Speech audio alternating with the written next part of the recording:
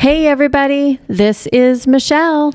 And this is Julie. Welcome to A Blonde, a Brunette, and a Mic podcast. What is our podcast all about, you ask? Well, we're two 50-something women with life experience and, plenty to say. Which is exactly what we're going to do right now.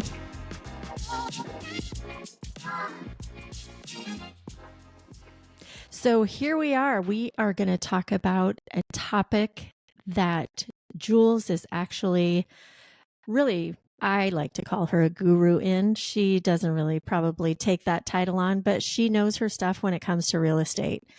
And as you all know, it's been such a fluctuating market over the last couple of years. I've watched her go up and go down, and she has been on a ride. So we get to have her expertise right now in regard to the real estate market and what some of the things are that should be done by the seller. And I suppose, I don't even know. It's kind of foreign to me, Julie.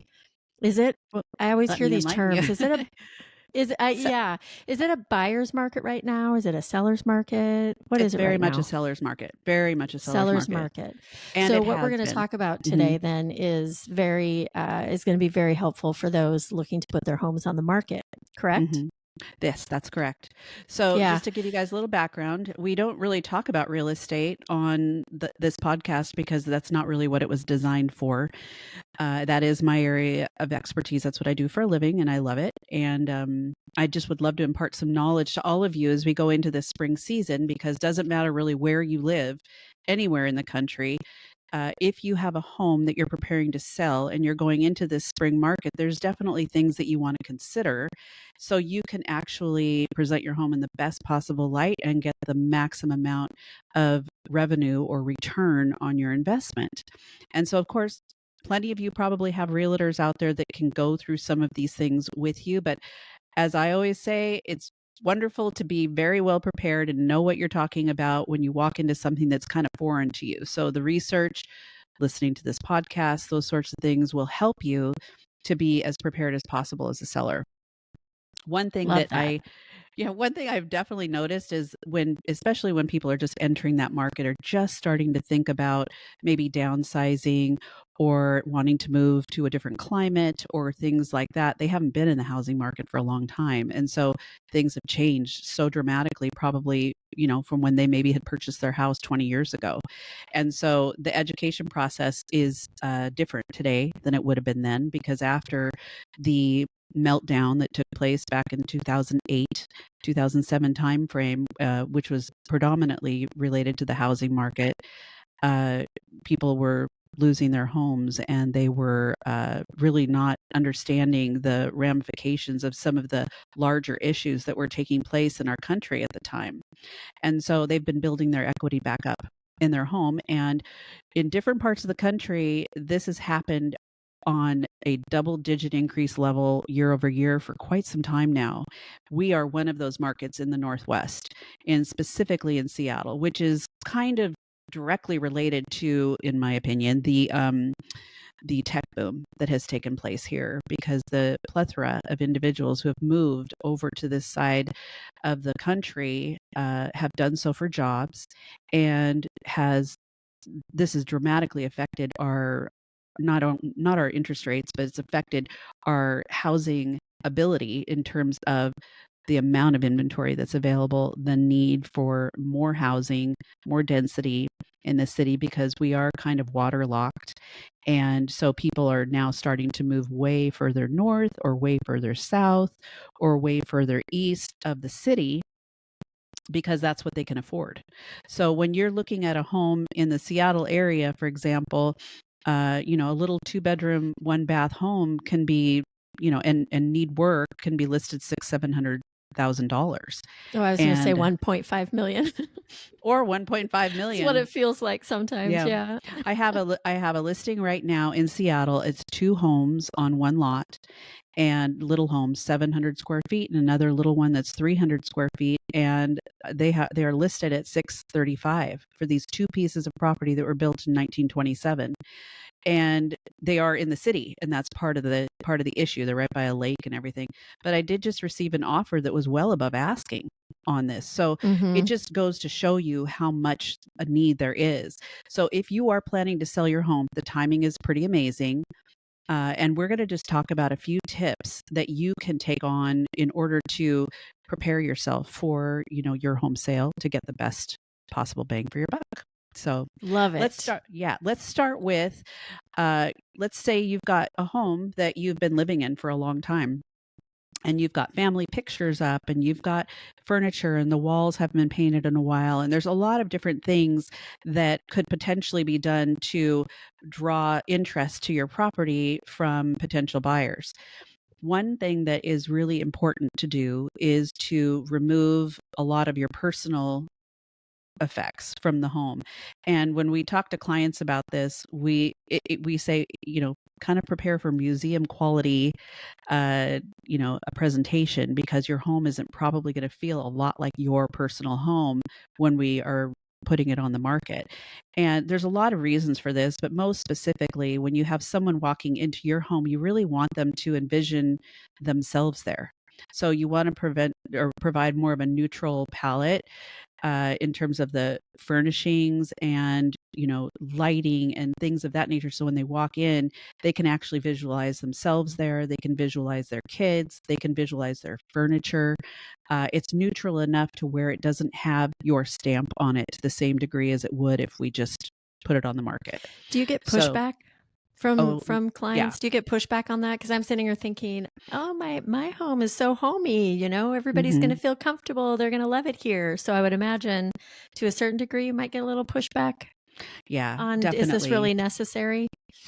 Yeah, and I think that, as over the years, I've learned to kind of take those cues a little bit better. Uh huh. There's definitely homes where, to us, really, it's easier to get a home prepared if people aren't living there. So Yeah.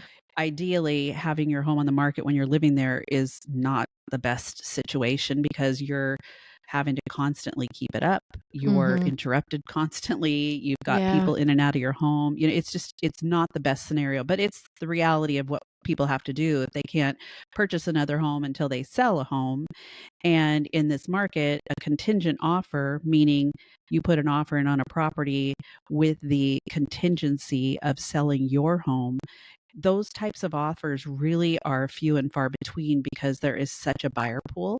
Mm. And the interest rates now have, as everyone knows, gone up over the last year and a half, 2 years, uh, exponentially. They've gone up ridiculously high, and the Fed had raised them several times in a very short period of time, which pretty much put the housing market to a halt. And a lot of folks that had purchased their homes prior to that are sitting on a 2.5, 2.25, 3% interest rate.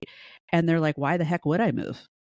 Why would I Mm-hmm. move? Because I'm going to be paying 7, 8% somewhere else. So I'm not going to really be able to afford the house that I want, because Right. interest is going to be taking up that increase. Mm-hmm. So anyway, yes, pushback definitely. But I think the explanation of these things kind of helps people understand that Yeah. it's nothing personal. It's just presenting a home in the way that it's going to be, a viable option for other Totally people. makes sense. Neutral Yeah. palette. I like that term that you used, because when Yeah. people do come in, they are going to want to envision their things Hmm. there and what that's going to look and feel like. Yeah. Yeah. Yeah. Less is more, for sure. Mm-hmm. Yeah. Like things on the walls, just having your home be fresh on the inside is really important. So when we're talking about removing items, it's not just photographs or personal effects, things of that nature. It's also decluttering. And when we say decluttering, it's not that you have junk in your house. It's not that you have an overabundance of things that, you have to walk around. That's not what we're talking about. Julie tells me It, that all the time. she's a little bit of a clutterer. If we had to put her place on the market, she'd be having a little conversation, but she knows me, so she wouldn't get mad. Um, uh, but yeah, it's taking like too many things on the shelves. For example, mm-hmm. if you have a bookshelf, that you have 3 items on each shelf, that they're placed correctly so they're, more pleasing to the eye. For example, that Yeah. you have, blankets that are color coordinated with your couch, and Mhm. if you bring in a staging company, or like we do our own staging, they have all that stuff. They know what to do. Yeah. So, but it's just keeping in mind that uh there's a lot of different things to remove from your home or to pack. And I always kind of look at it like you're going to pack anyway. So why not just start now? I'd be afraid I'd wanna stay after y'all come in and you make all these, fancy, comfortable updates and color coordinating, matching. I'd be like, "Huh, maybe I don't wanna move."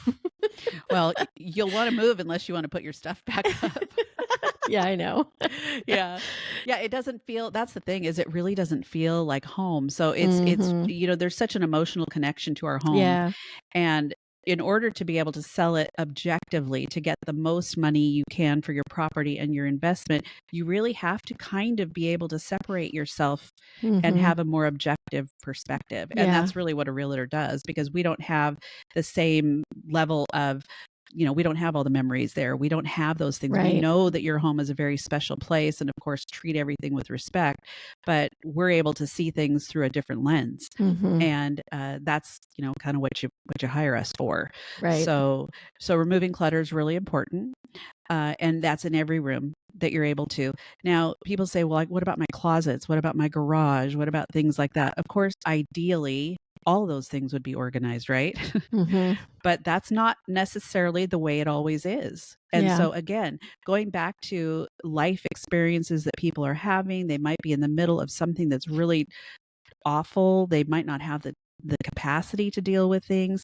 You have to kind of work around all of that with people, because these are human beings trying to do something that sure. is a really big life decision. And so Yeah. I'm not as big on those sorts of things, like the closets, for example. It's like, if you get to it, great. But, Mhm. everybody can open a closet and see that there's towels, and, some mine are all shoved in my closet right now because I don't Right. probably have enough space. So it's the same kind of thing.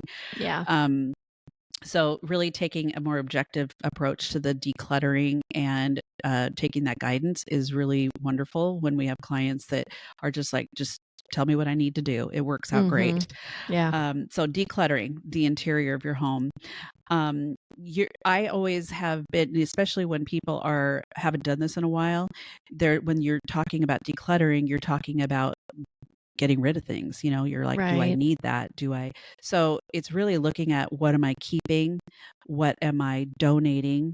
And what am I getting rid of? What's something that doesn't even have value that I can get rid of, or put on a buy nothing site, or what have you. Mhm. So those three categories are the ones that are good to have in your mind as you're going through decluttering your home. And some And of I this sup also depends on the amount of time that you have, to I get was just something on gonna the say, I market. suppose if you're in a bit of a time crunch, I see that renting a storage facility, that would be a great option Hmm. for just a temporary, if you're not in the mindset to make decisions on if you're keeping something or need to get rid of it and donate it, just rent a storage facility. And Yeah, that's a great alternative. And yeah. the ones I love, how like Kleenex is a brand, but we say, oh, can I get a Kleenex? Well, Mhm. I say the same thing with Pod. Like, Pod is a brand, it's actually a company, but there's a ton of different portable storage units companies Mhm. that are out there that are very competitive in pricing, that literally deliver the pod to your door, and you load it up, and then they take it and they store it in a secure place until you're ready to use that Mm. stuff again, which is Yeah. sweet, because if you're traveling or moving to a different area, you just tell them where to deliver it, and it Yeah. works out great. Um, that way you can keep a lot of the things out of your garage, or you don't have to store everything in your garage, which a lot of people will do, which is totally fine, as long as things are stacked neatly and you can see that there's some sense of order to it. I know people don't want to open the door to the garage and see this massive pile of stuff that was thrown in there. So you have to really think about that through the lens of a potential buyer. So uh, that's how I have done that before myself personally, and it's worked out, Mhm. I think, really well, because I think it just lowered the stress level. I didn't have to try Storage. to find, yeah, the storage. Yeah. I didn't have Yeah. to try to find a place for it. Mhm. I just had a plan, and the plan worked out great. So, um, the fourth item is neutralizing the interior of your home. And when I say neutralizing, I think again, this goes back to the amount of time and resources that an individual has available to them, uh, in, to fix things up. But if you've got rooms that are painted fuchsia or painted blue, or just things that are not, they're your taste and they're lovely for you, but they would really be a turnoff to someone else, being able to identify if that area worked well for them, I'd really encourage you to neutralize the Is space. fuchsia, yeah. I don't know why. I don't know where fuchsia really came from, but at times it's fine because you can see where someone has done something with a media room, for example, that's Yeah, they watch movies in there, so the walls are painted black and they've got big thick curtains because they don't want to let the light in. That's totally appropriate. yeah. If you've got a little girl's room that is painted with her favorite stuff, Mhm. there's some things you're probably going to leave. And I think it's case by case. But as a Yeah, general rule, I would say that you would want to try to neutralize your space. So it's hiring a painter or doing it yeah. yourself, Mhm. something like that. Uh, Organizing the closets, pantries, cupboards. That's another one that we just talked about a moment ago. Again, the priority is the spaces that are going to be immediately visible. So Mhm. depending on time and resources, those are the spaces I would focus on first. Got it. And if you are already planning to move, or you already have a place, like say you're in new construction and your home's going to be closing in 3 months, kind of a thing, you can pull a lot of that stuff out that you don't need and just store it, because you can keep the basics, for what you need, and then leave the rest, for when you move. So Mhm. again, time is sometimes an issue with that.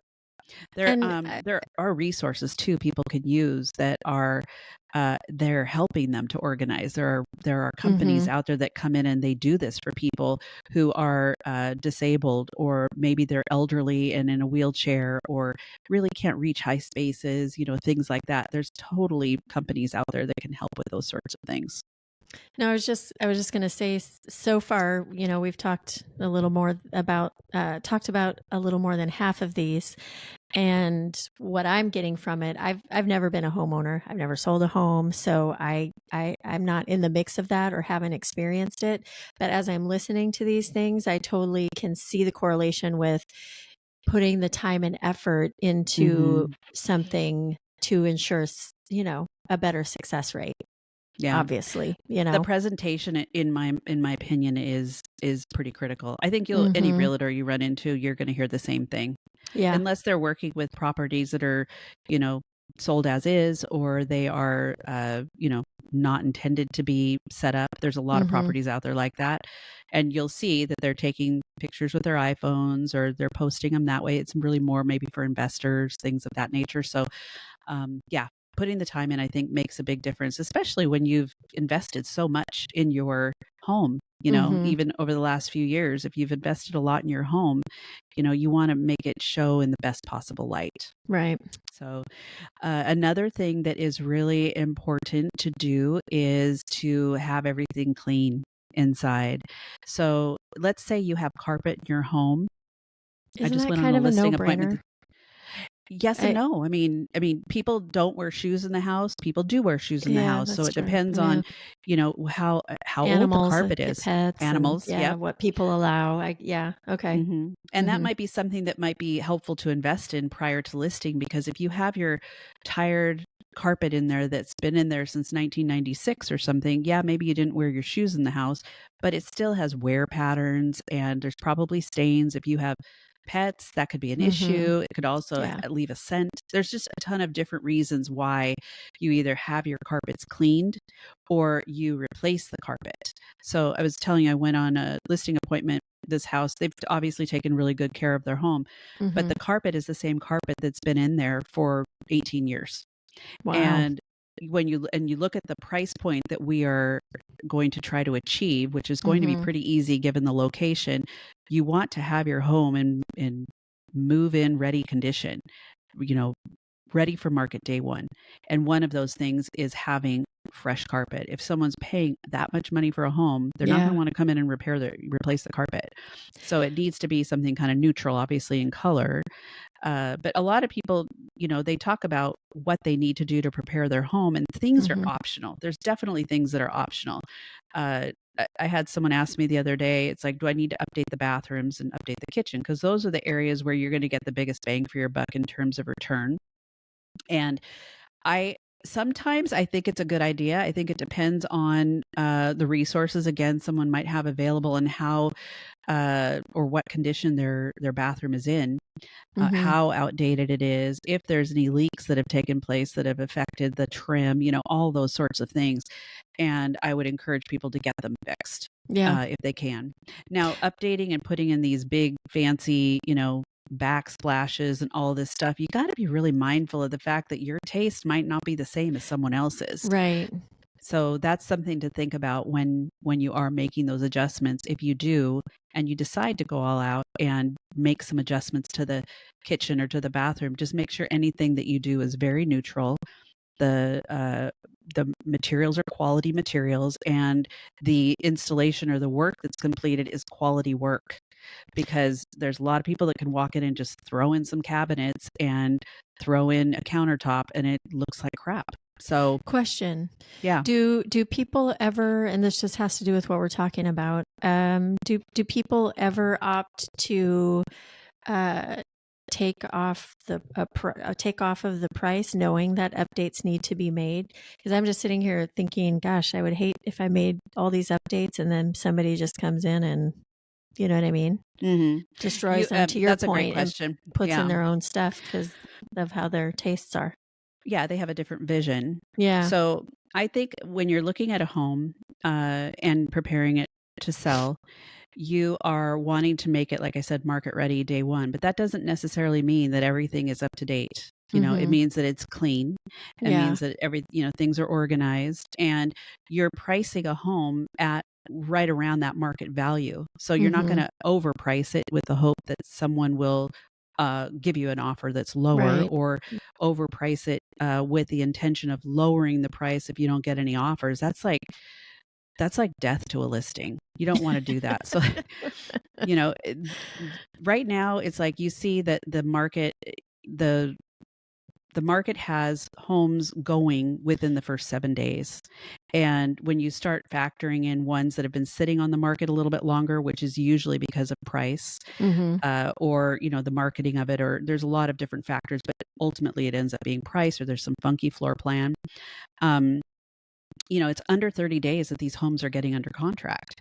So, I mean, there's something to be said for just making Yeah. sure that you're doing everything that you can to have it prepared and ready, and that someone they could truly move in and be able to actually live there. So So your back. pipes are in good shape, and Yeah.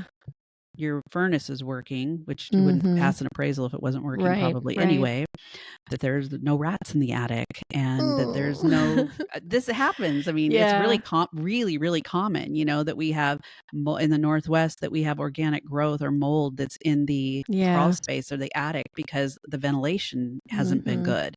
These Yeah. aren't surprises to me at all. It happens all the time, but it freaks people out because they don't go up in their attic or down in their crawl space. They're not going to Right. necessarily know until you have an inspection, which is always what I recommend doing in advance of listing. And so what the surprises are, Mm-hmm. what you're dealing with. There's different schools of thought on that. Some people don't think that they want to have an inspection in advance of going on the market because they are responsible for disclosing anything that is on Right. that inspection.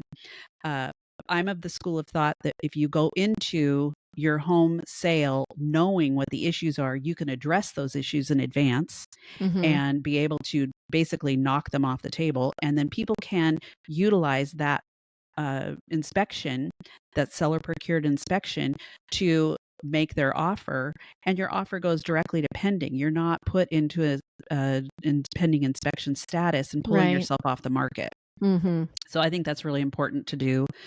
Um, So freshly cleaned carpets and sparkly clean windows. yes, yeah. Okay. Clean windows is a big deal. Is a big Yeah. deal, and carpets, flooring. Having Mm-hmm. your flooring Yeah.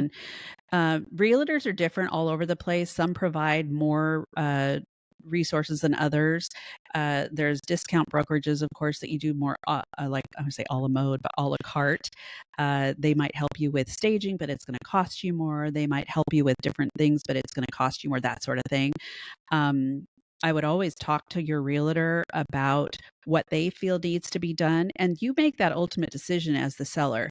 They're giving you guidance based on what the market is, based on what their experience is. And, frankly, it's like here where we're at, some of the things that you would normally guide somebody to do, you don't necessarily have to do. Hmm. Because there's a lot of homes that are in really good shape. They just need updating, and they're still going to fetch the market value and then some, if marketed correctly. So What again, what about clean. what about how it looks from afar? What Oh is there a yeah, term for that in real estate? Like, curb appeal. oh, curb appeal. Okay. Yeah, I'm Tell me about huge that. on curb Is that appeal. Oh, okay. Well, think about it. It's like people are wandering around, in neighborhoods, or your Yeah. neighbors are seeing your home, and how it's presented from the very onset, from the outside, is so critical, because someone can make a judgment on that house based on what they see on the outside. If you see that the trim isn't painted, or it's Mhm. chipping, or there's dead flowers on your porch, Right. your grass has got a bunch of weeds in it and hasn't Yeah. been cared for, what's the impression that is going to be left with them about how you take care of your house? Right. We're not going to True, use me as true. an example right here because my backyard needs some love, but that's beside the point.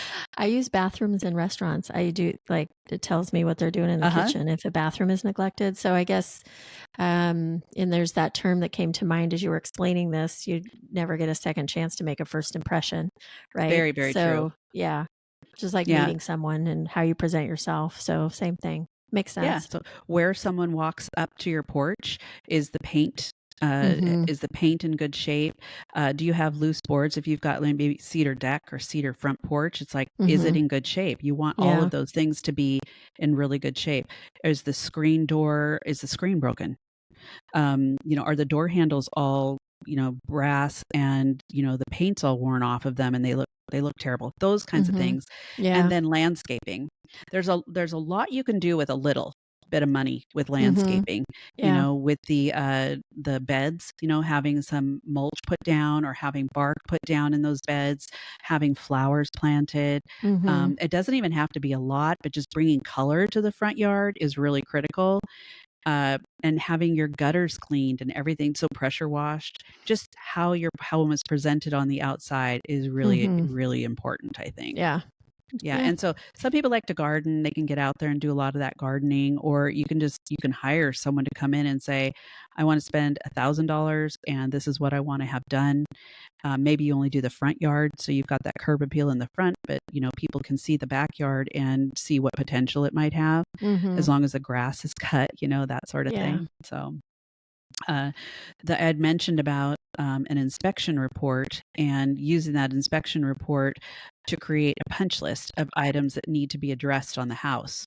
So that's actually the best way, in my opinion, to go about doing it. Like, I'll go into a home and I can give feedback and guidance on specific things with different rooms, but having an inspector come in and look at the nuts and bolts of the home, I think, Mm-hmm. makes a big difference. So, as an example, this listing where we had an inspector come in, and this lady takes very good care of her home. As a general rule, she takes very good care of her home, but she's, again, not in the attic. She's not in the crawl space, places like Mm-hmm. that. And Yeah. so we were able to identify issues in the attic area that had to do with the vents in the bathrooms never having been connected. So Oh, wow. there's warm air blowing up into there, and then thank goodness this place had better ventilation, but if they didn't have ventilation, we'd be dealing with mold. Mold. Yeah. Or we discovered that there was a wet area on the lower level, kind of by where the sliding glass doors were. And Mm-hmm. so having to investigate that before someone is putting an offer in and fixing that problem is really important. Now, you still disclose what these issues are, of course, but you disclose them on your seller disclosure form and identify that they've been fixed. And Mm-hmm. that's fine. But you should always be honest and forthcoming with the information that you find out about your home. Sure. That So, makes sense. Yeah, so completing those small repairs, maybe you're handy and you can do it, or you can hire someone to come in and punch that list out for you.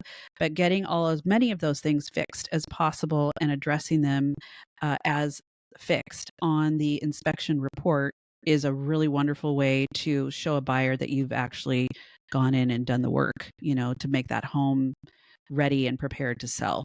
It'll So make for less worries, I would imagine. I mean, just taking care of all the things that we just went over. We should probably recap what they yeah, are, right? sure. We can Just recap. in Numeric order. yeah. Yeah, that, she says. In numeric order. Yeah. So the basics for a homeowner. Again, you'll get a lot of guidance from your realtor, but these are just the basics for you as a homeowner. So removing your personal effects, decluttering the interior, and making it as neutral as you possibly can. Getting those items out of your home and either storing them properly, giving them away to charity, or getting rid of them altogether. You have to kind of be in the right frame of mind to do that too.